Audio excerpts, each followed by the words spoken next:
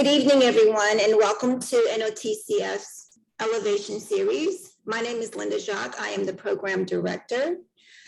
Tonight, NOTCF is excited to present to you Launch Your Small Business Training with our special guest from the US SBA Deputy District Director for the Louisiana District Office, Mrs. Joanne Lawrence. Tonight's Elevation Series will last approximately an hour with a little bit time of overflow. We will have 5 minutes of Q&A. We will also have closing remarks from Ms. Joanne Lawrence and our final remark from our CEO and President, Lisa Alexis. So thank you, everyone. And now I will turn it over to our President and CEO, Lisa Alexis. Thank you, Lisa. Thank you, Linda. Good evening, everyone, and thank you for joining our Elevation Series. We are very excited. Just to tell you a little bit about NOTCF, which is the New Orleans Tourism and Cultural Fund. We are a corporation, an economic development corporation, and our mission is to partner and provide support to our cultural industries, to our culture bearers, so that we're able not only to provide grants, but also to provide programs that help sustain our cultural economy. So being a part of this today, whether you are a part of our culture or you are a business and an entrepreneur that is wishing to elevate to the next level, we welcome you and thank you for being a part of our series. I would also like to introduce to you Ms. Joanne Lawrence, who we are very excited to present to you. Ms. Lawrence is the Deputy District Director for the Louisiana District Office, and she manages her staff there. She has a wealth of experience, over 47 years of service on the federal level of the U.S. Small Business Association. And I'd just like to note some notable items because it's just very relevant in just validating the amount of opportunity that will be brought to us on this evening. She's responsible for the leadership and oversight and deployment of several SBA programs and services. She has worked on the procurement side.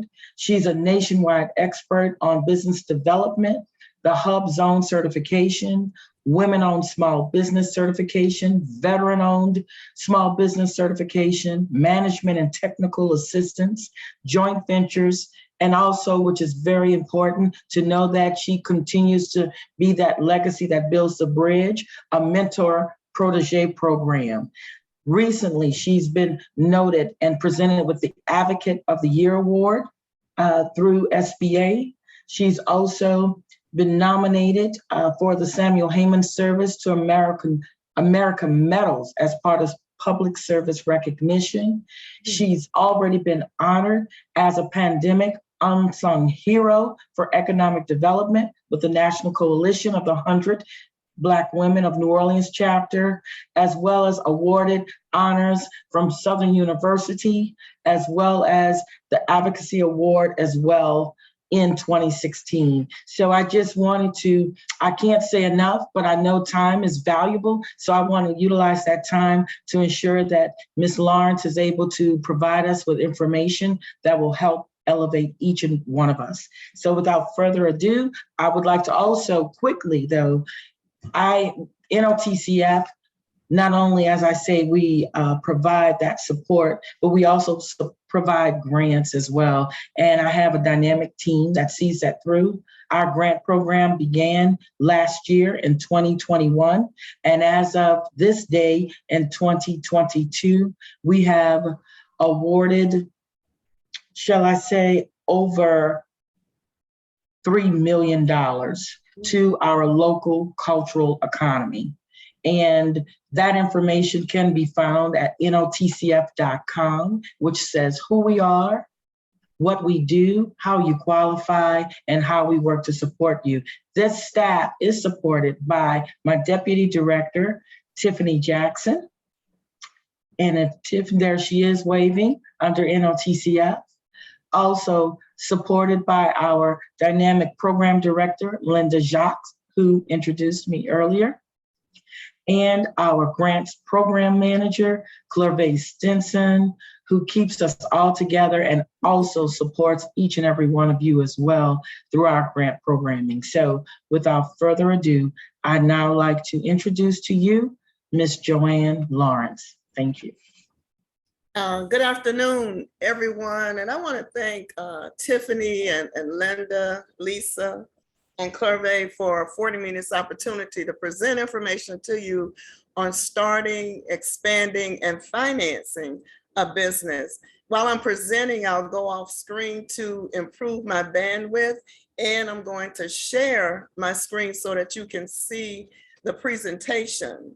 I encourage questions and comments as we're going through. There is a lot of information that's included in this presentation.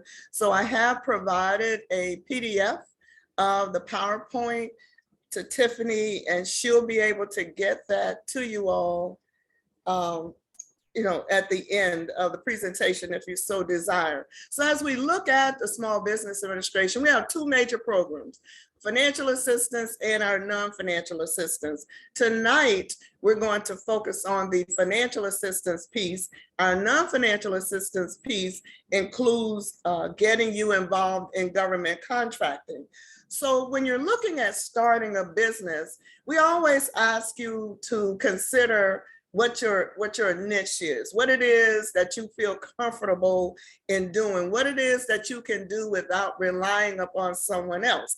And then also, when you look at your niche, your market, the products and services that you sell, but also, will people be willing to pay for what it is that you sell? Is the business in which you're engaged proposing to start, is it practical? Is it something for which there is a need, or is it a market where it's already saturated? And then, do you know who your direct competition is? Sometimes simply because someone may be in the same industry in which you operate, they may not be your direct competition.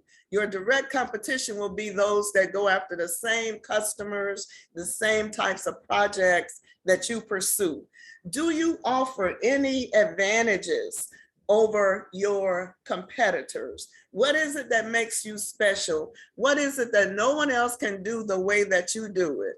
Is what you are providing better than your competitors' product or services? And if so, how is it better? When you are speaking about what it is that you do, how well you do it, you don't want to build yourself up on the back of someone else. So what do I mean by that? Being critical of your competitors. Is there a demand for what we do? We see as a result of the pandemic, things have turned around a lot. So prior to the pandemic, there may have been a demand for certain things. Now that demand has ceased, and we've seen an increase in other areas. So is there a demand for what you do?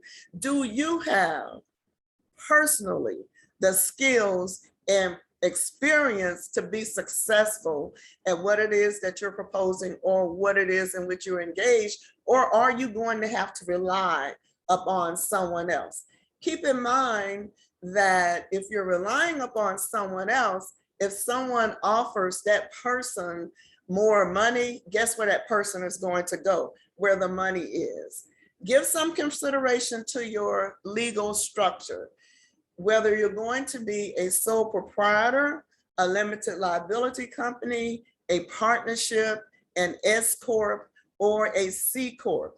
However, regardless of your structure, your legal structure, if you seek financing, you as an individual, as the owner, will be required to personally guarantee whatever loans you get. It is important to keep good records, financial statements, and tax returns. Keep track of the money that's coming into your company, the money that's going out, and the purposes for which it's leaving your company. It's important to make sure that you have adequate insurance. So that's going to not just include insurance on the facility where you're operating, or if you're operating from your personal residence, insurance on your personal residence, but also look into liability insurance in the event that someone sues you. If you're going to use your vehicle in the course of conducting your business, it's important for you to let your insurance company know that you are using your vehicle for business purposes. In the event, God forbid, something happens and you're conducting business, you have an accident, or you may be carrying products or supplies in your vehicle and they're stolen. You need to make sure that your insurance company knows that you are conducting business out of your vehicle. What type of equipment or supplies are necessary for you to be successful in what you do? And do you have access to those, or do you have the means to acquire what you need? Please pay yourself. It's okay to pay yourself. You need to build in a salary for yourself. Take advantage of the free resources that are available to you with the Small Business Administration. We fund like our small business development centers through colleges and universities. We have SCORE, who are counselors and mentors. They're there to assist you from the very beginning. Someone that can listen to your ideas and help you flesh those out. We have our Women's Business Resource Center that's staffed by the Urban League of Louisiana. And now we have community navigators. That's a new program that was put in place to help underserved markets. And we have 4 community navigators that serve Louisiana. Of course, financing is always big. SBA provides guaranteed loans on your behalf. A question that we get a lot is, I want a grant. There's no grant that comes from SBA except for those grants and funding opportunities that we provide to our resource partners like SCORE, the SBDCs, the Women's Business Resource Center, our navigators, and I neglected to mention our Veterans Business Outreach Centers, or VBOCs.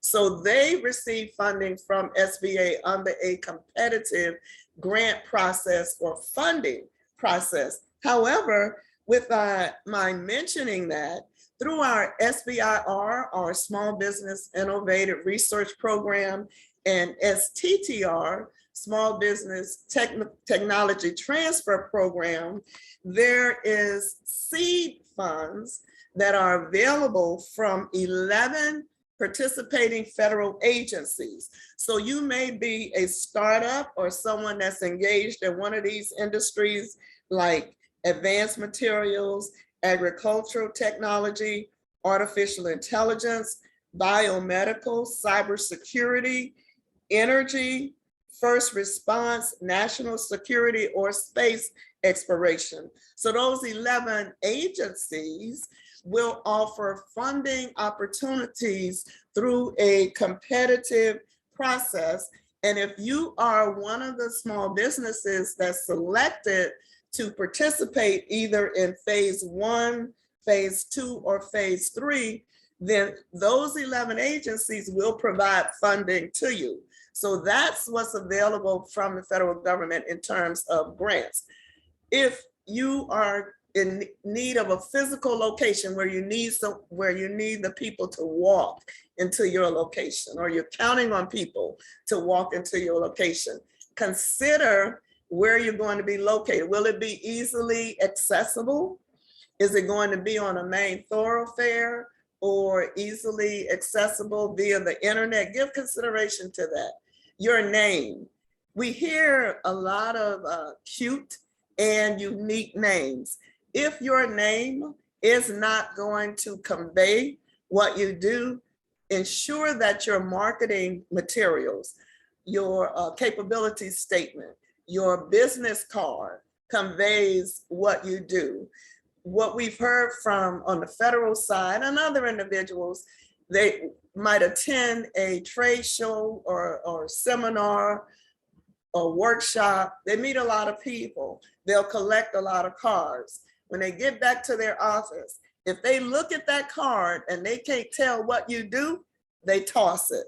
So if your name does not convey what you do, make sure your card or whatever marketing materials you have conveys what you do. It's okay to start out as a home-based business. Many businesses start that way. And it's a way to save money before investing in purchasing property or leasing properties. That's just some things to think about as you're starting or proposing to grow and expand your business. I mentioned our resources already. So let's look at writing a business plan. We hear a lot of times from small business owners or entrepreneurs, do I really need a business plan? You need a plan. It may not be something that's 30 or 40 pages long, but you do need a plan that's going to outline who you are and what it is that you do. That's going to be important when you're approaching someone for financing. And those major components will include the executive summary, a description of your business, whether or not you've done a market analysis, the organization and management. The lenders need to know who's in charge of the company and what their experience is. What is it that you're selling or proposing to sell? What do you do? Is it services or is it product? Is it construction or is it manufacturing? What do you do? Who's in charge of promoting your company? Who's in charge of going out and marketing your company for business? And then you look at the funding request if you're needing financing. You need to know exactly how much you need, what it is that how you use those funds, but also how much you're investing in the company. You must have some skin in the game and financial projections. So with the executive summary, we consider that the most important section, because when we look at that executive summary, we should be able to get a good idea of what else is in that business plan, what it is that you do and who's involved in the business. You want to make sure that you're building up your strengths. And while you're building up your strengths, if there are weaknesses, don't be afraid to speak to those, but also speak to what it is that you're doing to overcome those weaknesses.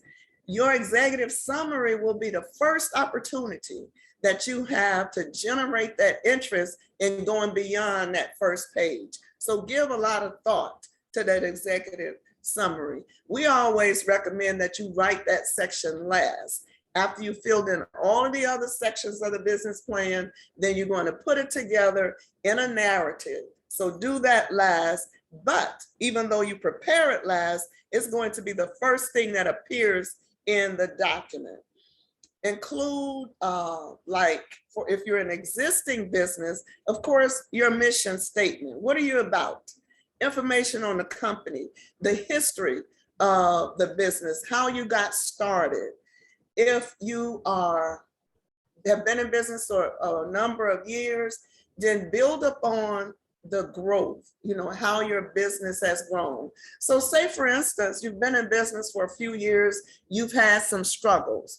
Right now, if you've been in business for some few years, you probably struggled in 2020 and 2021 because we were basically on lockdown unless you were in an industry that continued, like some of those did, like with highway, streets, and bridges. The work didn't stop in those industries because they were outside. But explain any downturn in your growth. Also, the financial information, that's going to include what you have invested in the business, but it's also going to include what your profits and losses have been for the past few years. And if you have plans to diversify or expand, include those in there. For startups and new businesses, a lot of emphasis will be based upon your experience, your individual expertise, your background. A lot of emphasis will be placed upon that.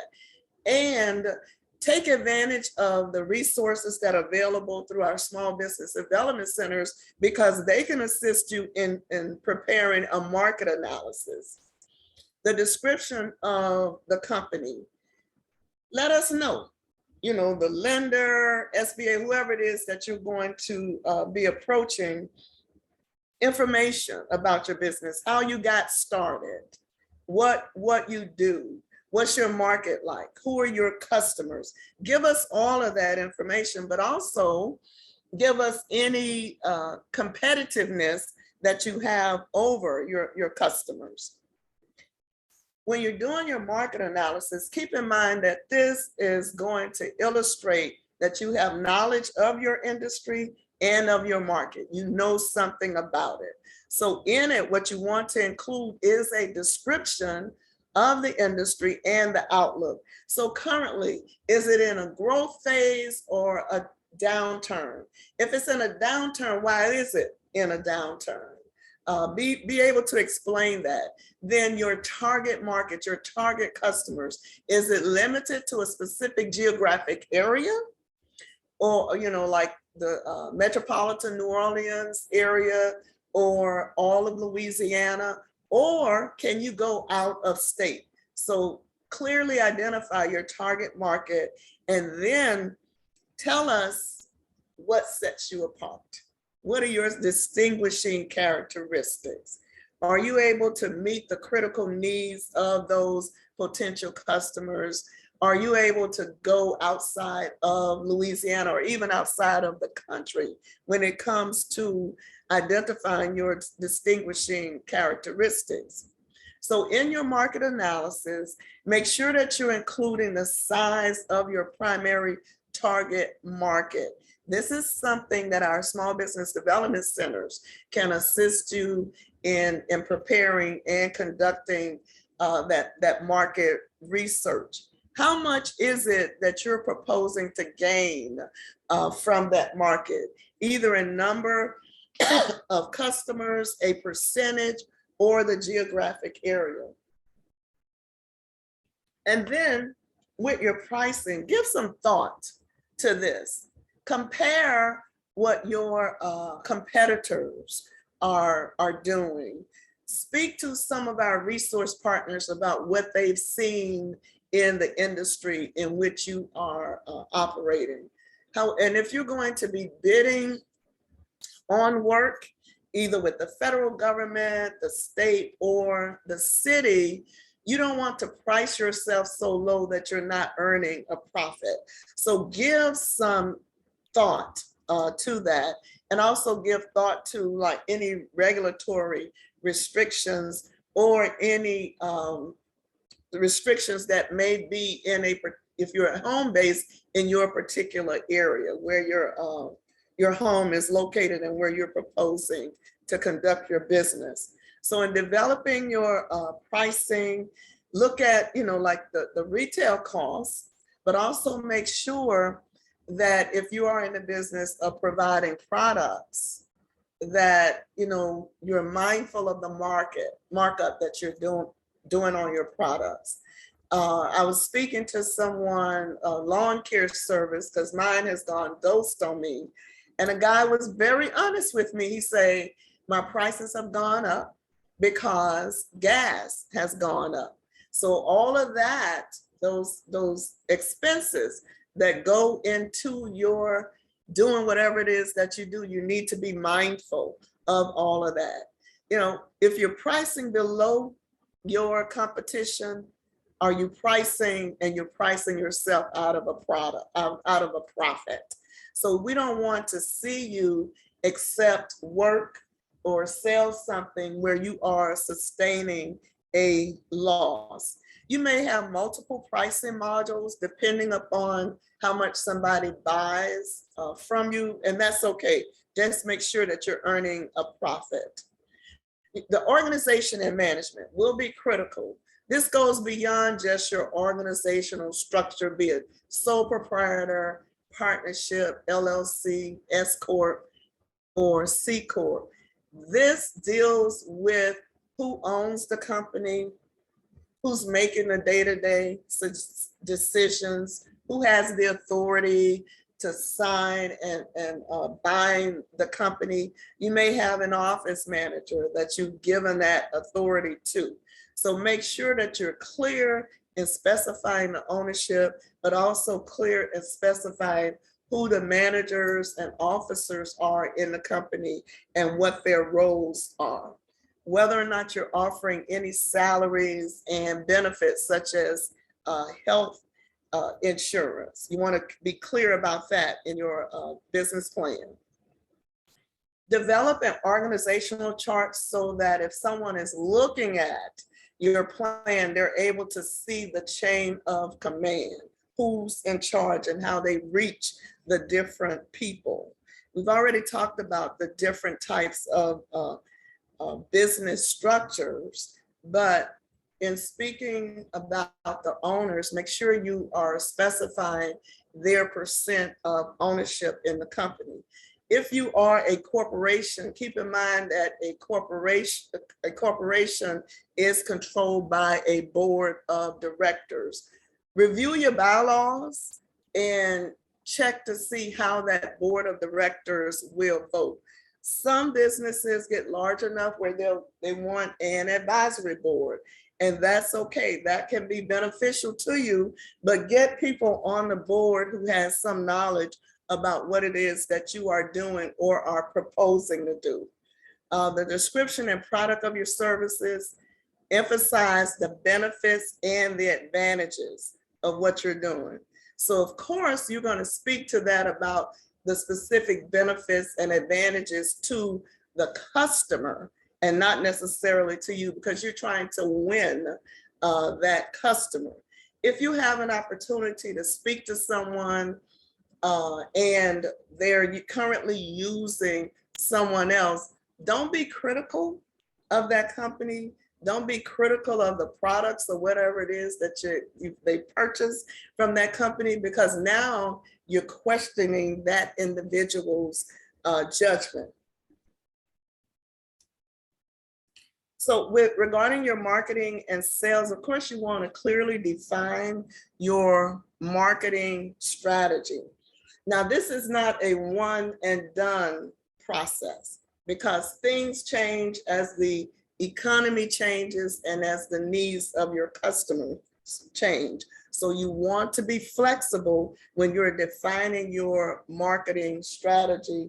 And this is something that should be unique to your company and not some cookie cutter that you just copied off of the internet or from someone else's proposal. I had the pleasure of participating in a webinar last week. And one of the things, this was with a former contracting officer, and one of the things that she shared was when they received those cookie cutter proposals or whatever, they put those to the side because they knew that they could tell that it wasn't the owner that necessarily prepared that they had hired someone to do that. And this person that they hired was submitting the same thing over and over and over for each of their customers. So whatever it is that you're doing when you're developing a marketing strategy or a proposal, make sure that it's unique to your company. So consider how you're going to penetrate the market. What's your strategy for doing that? You're here right now. You want to grow. Okay, what's your strategy for getting to that next level of growth? Basically building your business, building up additional customers. If you are selling products or supplies, do you have an internal sales force, or is this something that you hire someone to do? And then how are you going to get the word out on your company? What's your communication strategy?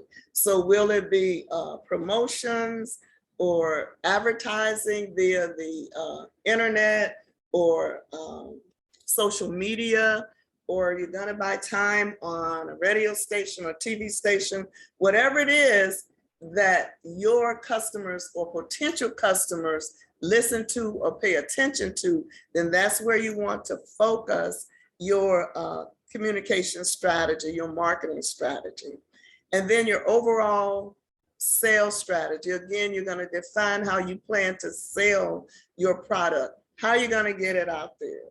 Right now, it's supply and demand issues that we have, and we're having trouble getting product all across the country. So give some consideration to that. How are you going to get your product out there? Consider the legal requirements. So you're going to have to deal with federal laws, state laws. So with the federal laws and regulations, you know you're dealing with the Internal Revenue Service and Department of Labor if you're going to hire individuals. With the state, there are certain requirements that you'll have to meet with the state level. And then, of course, you want to make sure that you're registering with the Secretary of State, but also with the Louisiana Department of Revenue. What are the local laws with which you must comply? So in Orleans Parish, we know that there are certain registrations that you must complete. Make sure that you're not violating any zoning requirements for where your business is located. That's critical if you are a home-based business. So we've seen a lot of changes in the environment. So how will you react to these factors? The changes in the economy, the changes in technology. You know, it's unfortunate that, like for SBA, we were behind the time on technology. You know, we're constantly playing catch up, but we are getting there. You don't want to be there. The political climate, depending upon who's like the mayor or the governor or the president, the political climate can cause things to change. Your competition. There may be other people who have the same idea that you have, and they're going after the same customers. How are you going to react to that? And if there are negative comments out there about certain industries that's coming from the media, how will you handle that? And then look at different changes in legislation and regulations. Like the EPA, Environmental Protection Agency, has a lot of environmental laws that they're proposing to update. And I would encourage you that if you're interested in seeing those proposed changes and commenting, register to receive the Federal Register and also register to receive updates from SBA, because our Office of Advocacy monitors different laws that will impact small businesses. So you can sign up for updates at sba.gov/LA for Louisiana. And all we ask of you is your email address and your zip code, and you'll receive updates from the Small Business Administration. Are there any initiatives within the federal government that's going to impact you? At one time, the government was looking and cutting jobs, and in turn, they were subcontracting or contracting out a lot of services. And then what are your budget constraints? It is important to develop a budget and for you to review that budget regularly and make changes to that budget as necessary. But on the federal side, we go through like our budget being decreased. Also, we have to deal with us being furloughed. So if you're a federal customer and the agency with whom you're working, those employees are furloughed, then no one's there to process your payments, right? So how are you going to handle certain situations like that? And if it results in, you know, our budget being reduced and it results in a contract that you have with the federal government being canceled, how will you react to that? And I know it is hard when you have people who have worked for you. If you have employees, they've been faithful and dedicated to you, and then you lose the contract and you have no more work for them. It's hard to let those individuals go because you know you've been contributing to their livelihood, but sometimes that's just a tough decision that we have to make. So consider when you're doing your strategic planning, the factors you can't control. You can't control the heat that we have, the changes in the climate. You can't control that, but you need to be able to make adjustments to handle such changes. Same thing with the economy. If there is a downturn in the economy, the changes in technology, that's going to happen. The political climate, legal issues, competition, media, and if you're in the retail business of selling clothing and accessories, the changes in fashion. But what you can control is your organizational culture. What kind of culture do you have within your organization?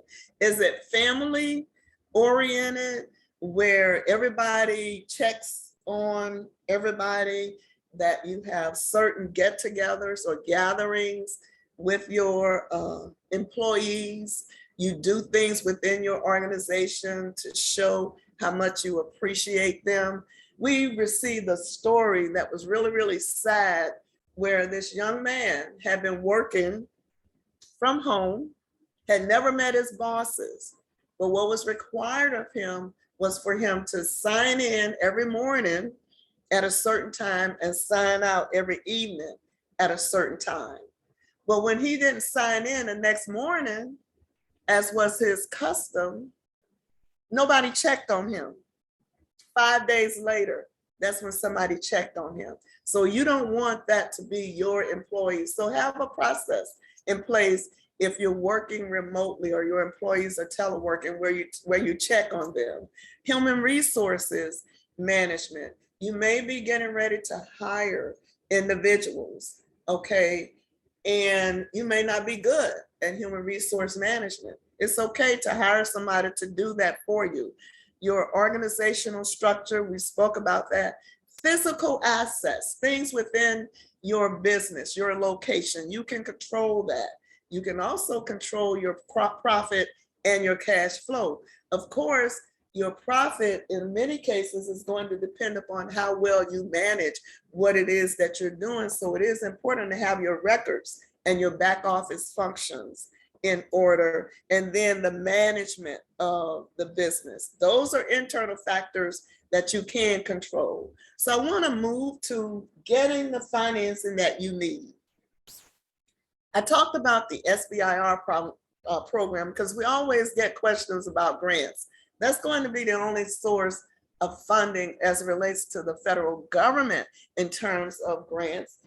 Thank God for the NOTCF for the over $3 million in grants that they've offered. And also other organizations are going to have grants. So you can look beyond the federal government for that funding.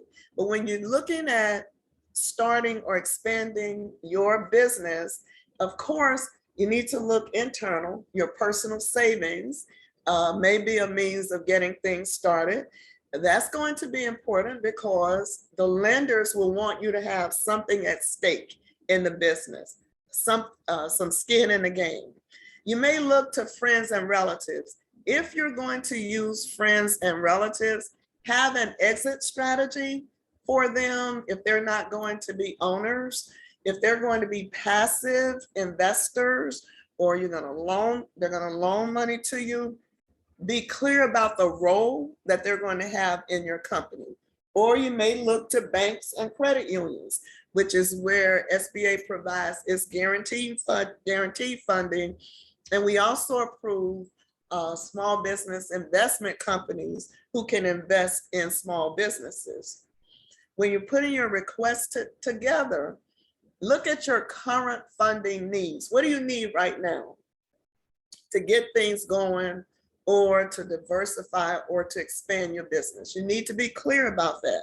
But when you talk to your lender, if you know that within the next 2 or 3 years, up to 5 years, there's something else that you want to do, and you'll be coming back to the lender for additional funding, be prepared to discuss that with them. make sure that you're selecting the right type of loan. And I'm going to talk a little bit more about that in just a moment. We'll need to know, the lender will need to know, whoever it is that you're approaching, how you're going to use the proceeds.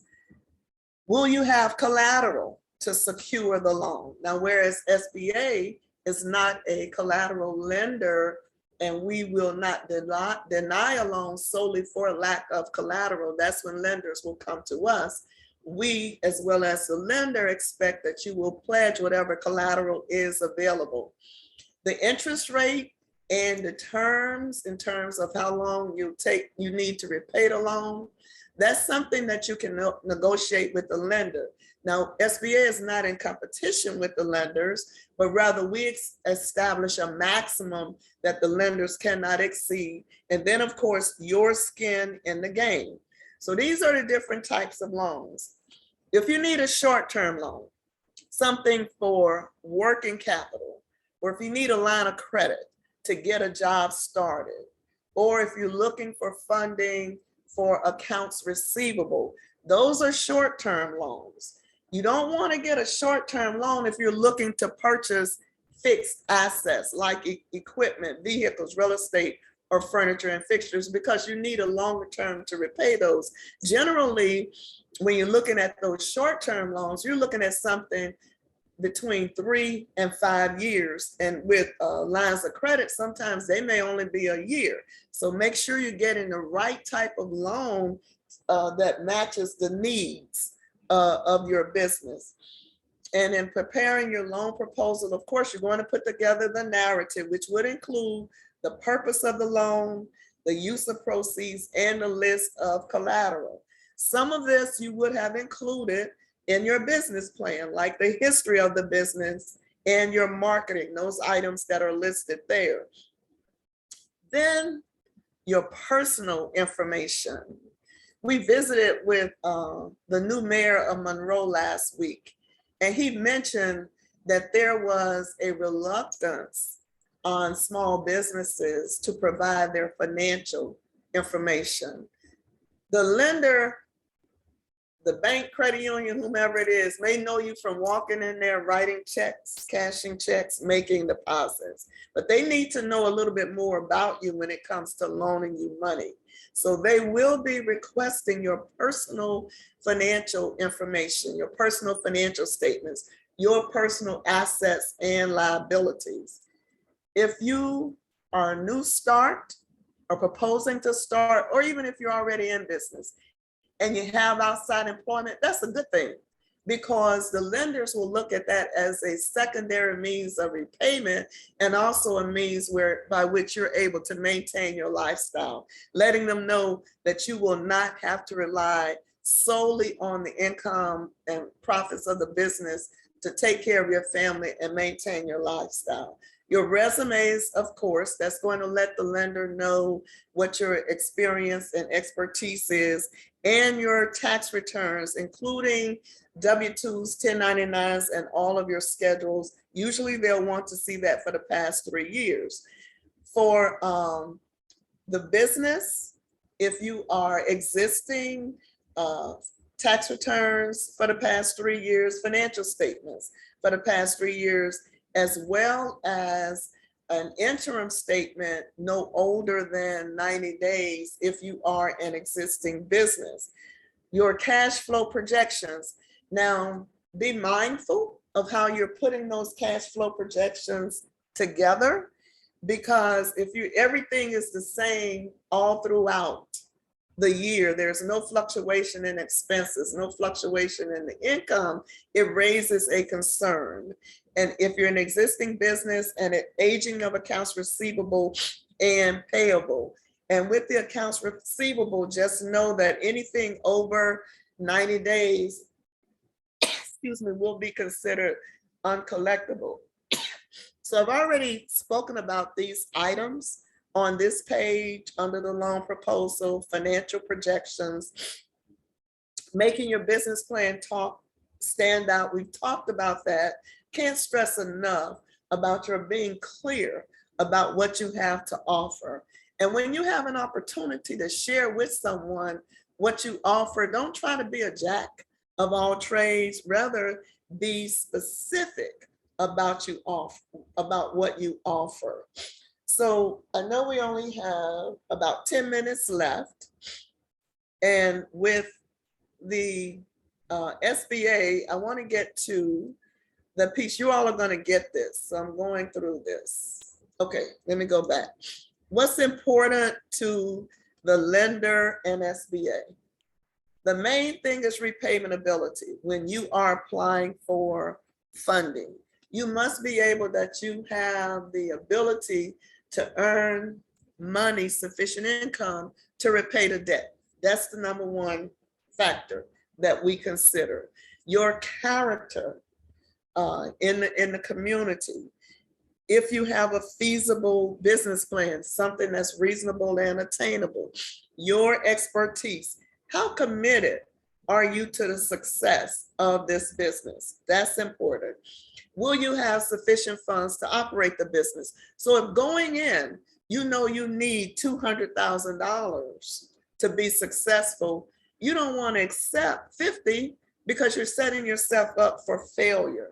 Your investment and whatever collateral is available. The lender and SBA will consider your character, and that's going to be used to determine whether or not you're going to pay the debt. So of course, we'll be looking at your credit report to see how you handle your business, your overall credit history, as well as your credit score. Are you overloaded already with debt? And this new loan is only going to put an additional strain on your finances. We talked about the capital, enough funds to operate the business successfully, and what's your liquidity, your debt to net worth ratio, but also your current ratio. What's the conditions of the industry in which you operate, and what collateral are you offering? These are just some higher risk industries. This is general. That does not mean that the lender will not make loans in these industries, or that SBA cannot guarantee a loan in one of these industries. These are the lower risk industries, things that you know we're gonna need no matter what happens. People are gonna pay for these things. There are restricted industries for some lenders. Of course, with an SBA guarantee, they can make a loan to a startup business. Marijuana is still illegal on the federal government side, so we would not be able to make a loan for that. And we have all types of loans available. I always say, see how that money's falling out the sky? We need you to get to a lender so we can help you get the money that you need. And generally what we can do, we can guarantee loans up to $5 million, as long as our exposure does not exceed $3 3/4 million. So with SBA's guarantee, it's not intended to make a bad loan good, but rather to give the lender the incentive to make the loan to you, as they may consider you a high risk. For loans up to $150,000, we can guarantee 85%. And for loans above $150,000, we can guarantee 75%. As I mentioned, you would negotiate the interest rate and the terms with the lenders. We're not in competition. What we do is establish a maximum that the lenders cannot exceed. So I'll pause here. We have about 6 minutes left to see if there are any questions, or if there's anything that you need me to address specifically, and I'll do that.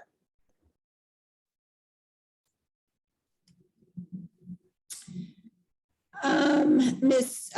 Lawrence, we have a question from Abraham McNeil. His question is, how extensive does one provide personal information versus the information of the business request to protect our personal assets? So it was how extensive? That was? Yes, how extensive? Okay, so with the personal information on that personal financial statement, you're asked to provide your personal assets and your liabilities, okay? And that's going to include any monies that you have in the bank, any income, source of income that you have, any property that you own, any stocks or bonds that you own, any investments that you have in the company that you own, but also in other companies. When it comes to, and we also on the personal side want to see your personal tax returns with W-2s or 1099s for the past 3 years. On the business side, we're looking for the tax returns.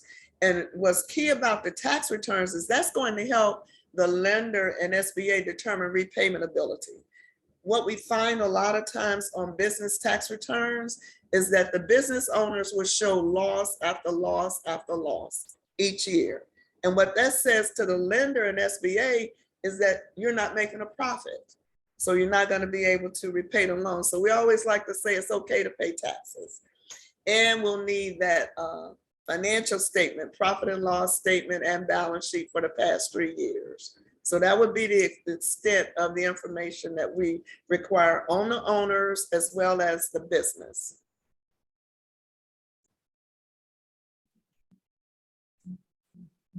Okay, great. Thank you for that answer. At this time, does anyone else have it? Oh, sorry.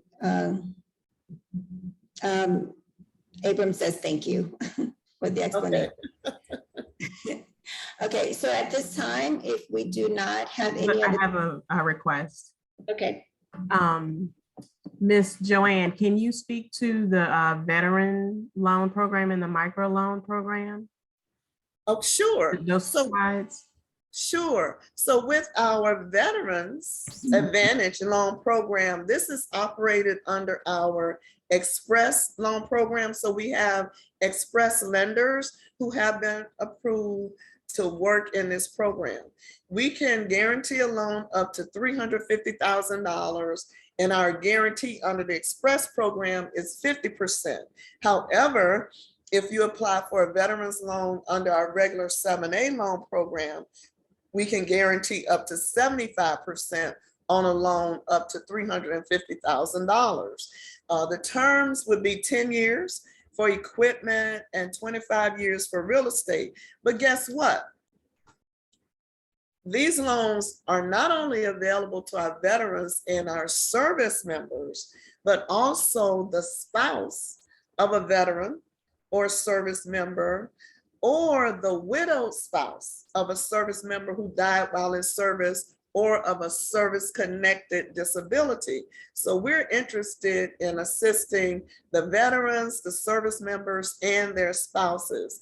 The requirement would be that one of those individuals owns and controls the company, that ownership would be at least 51%, and that individual would need to control the company. So, well, let me go back.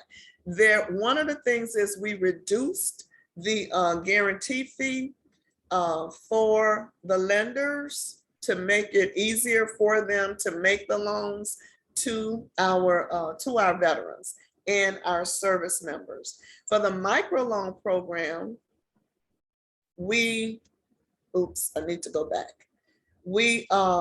guarantee loans. Well, actually for the microloan programs, we provide the funding to our intermediaries, and our intermediaries can make loans up to $50,000. So in essence, it's a direct loan that you're getting from the intermediary. The cost of the money is a little bit higher. It's generally between 8 and 13%, and the maturity is 6 years. But this microloan program carries with it technical assistance. So there is free business counseling that's available to you. And if you decide that you want to pay the loan off early, there is no early payoff penalty. So that's kind of like a summary of how the Veterans Advantage program works and our microloan program works. Okay, thank you. You're welcome.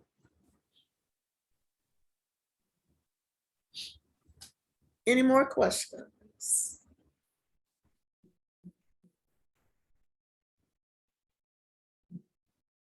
Okay, well, I will stop sharing. And oh, you know what? Let me bring up I'll type it in chat, my contact information, so that you all will have it. And I encourage you to reach out to me if you have questions about anything that was covered here today. Just know that we are here to assist you. We are guaranteeing loans. And like I said, like that money is falling out the sky, we need you to get to your lender. And of course, like I said, we're not in competition with the lenders. It may be that the lender may want to make the loan to you without SBA's guarantee, and that's fine. But in the event they need that extra assurance, that's where SBA comes in and provides that guarantee on your behalf.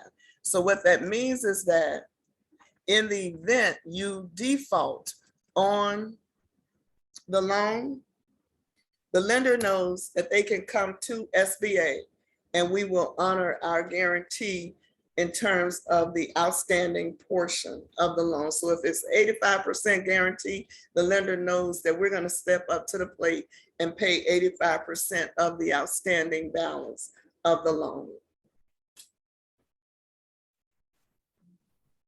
Any more questions or comments?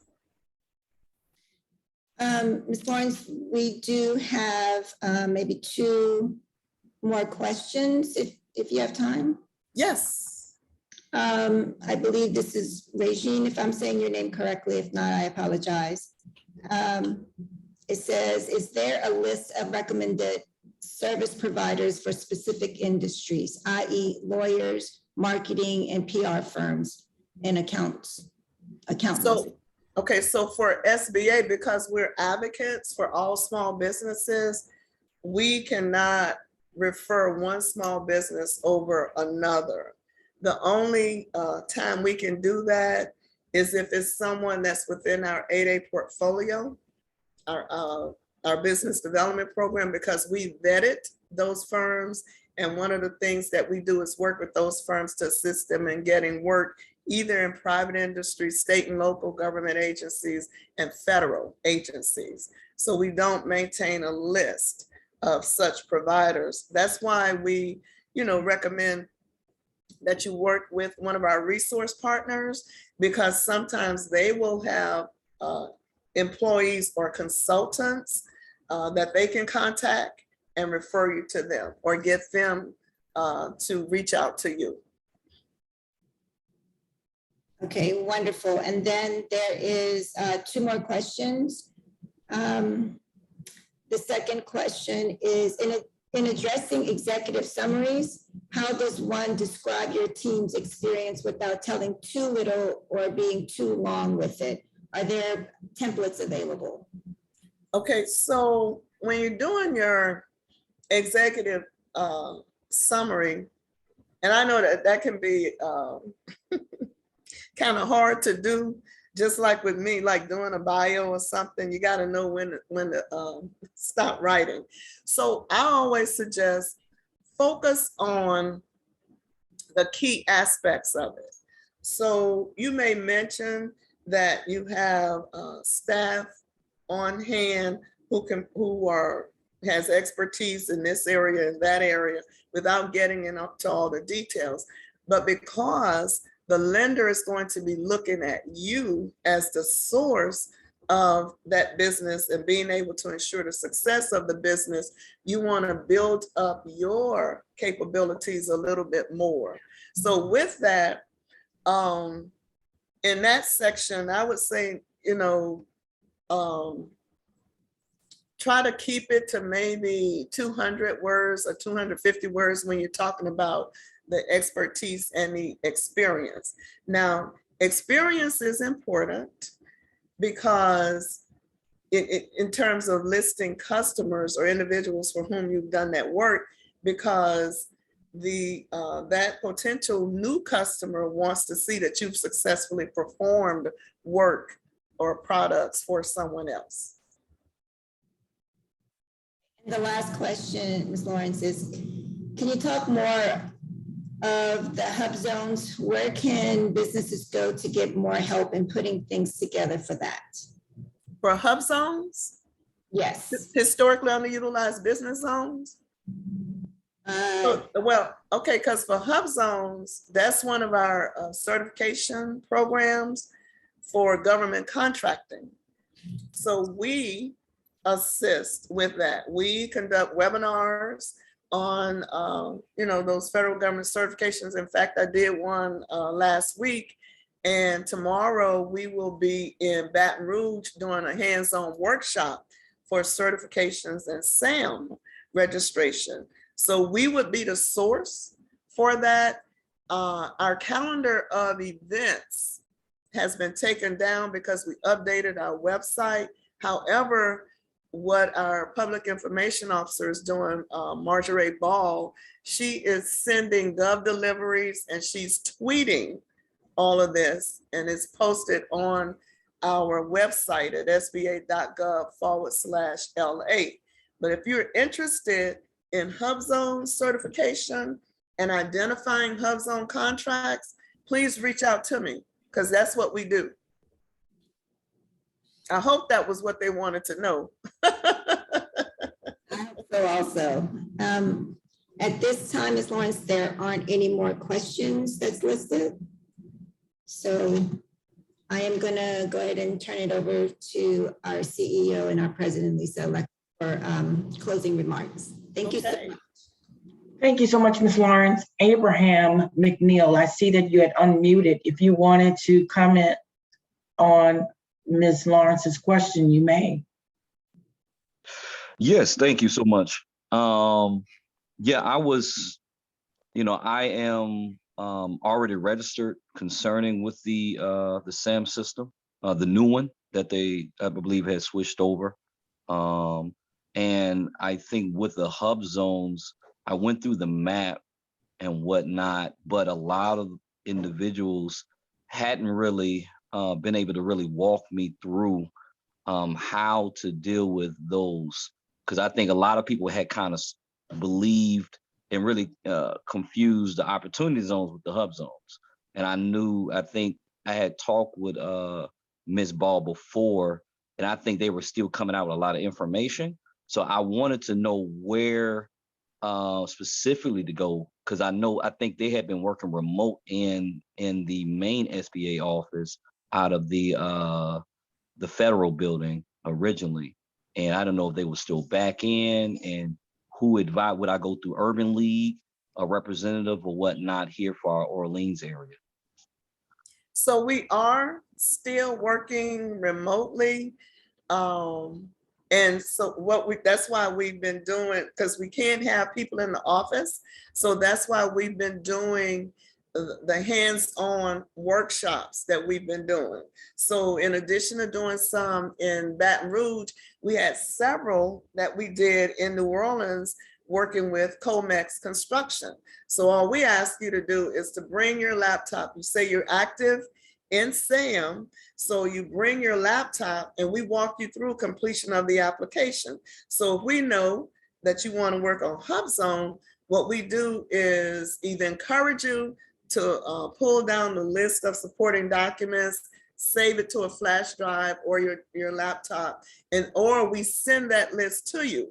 Because our goal when we sit down with you is for you to be able to complete that application while you are there with us. And we even, I just did a series with the New Orleans Regional Black Chamber of Commerce, where for 3 Tuesdays, we were at Lindy Boggs Center from 6 to 8, working with people on their SAM registration and 8A application. And one lady completed her HubZone application. We got that submitted. So whereas we can't have people in the office, we've had hosts like the New Orleans Regional Black Chamber of Commerce is a community navigator, and they hosted us for 3 Tuesdays, the 21st, the 28th, and I apologize, the last day was the 6th, so that's a Wednesday. We did June 21st, June 28th, and July 6th. And I was out there each of those days from 6 to 8, sometimes past 8, working on people's applications. So right now they're scheduled to have us come back in October. I have to check my calendar to see if we have anything planned here, either in July or August or September. I just don't know. People ask us to do things and we volunteer to do them, and we're there, for them. So, but if you need like us to do like a shared screen with you, we can do that. We do it either on Teams or Zoom. We just need to know what you need. Gotcha. I appreciate it greatly. And who are the community navigators in Who is New Orleans? who? Who are the community navigators in New Orleans? Okay, so we have the New Orleans Regional Black Chamber of Commerce. We have the Urban League of Louisiana, who's also our hosts our Women's Business Resource Center. We have the Louisiana Chamber of Commerce Foundation, who has several Black chambers with whom they are working. So there's another one here in New Orleans. There's one in Lafayette, Lake Charles, Monroe, and Shreveport. And they're working on setting up one in Alexandria. And we have the New Iberia Industrial Development Foundation. So those are the 4 navigators for Louisiana. Thank you. You're welcome. Thank you, Ms. Joanne. This has been very informative. And just want to share with everyone that we will have the PowerPoint as well and all of the resource information to further advance any other questions, or if you'd like to take further steps in that direction, we encourage you to do so. As well, we have placed in the chat our survey. It's a very quick survey, but we always want your feedback because we want to stand in partnership with SBA and every other resource to help you, our citizens, our businesses, and our culture bearers and artists continue to elevate and grow. So, and Dr. Gail Thomas has said the LA Chamber Foundation is also the correct listing as well. Just sharing that information. Mm-hmm. Are there any other questions or comments? I want to thank the NOTCF team because they are awesome and they really guide us and direct us. Any other questions or comments? So just since this came up about, government contracting, and I don't know if there's a need, that you all get, but just know that if that is something that you would like for us to do for you, we are available to do that. And I want to add, I forgot the Port of New Orleans at their Violet office had me down there talking about certifications. So we go wherever the need is. It's just that we can't have anyone in our office right now. Completely understand.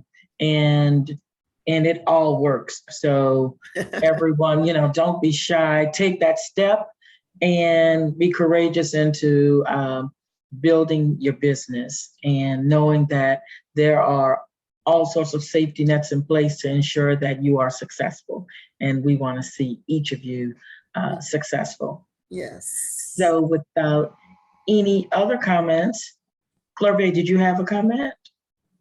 Oh, okay. Without any further comments, thank you all. Have a very good evening and a very next second half of the year. And stay tuned for other opportunities that we'll be bringing for your benefit in the future. Good night. All right. Good night, guys. Thank you. Thank you.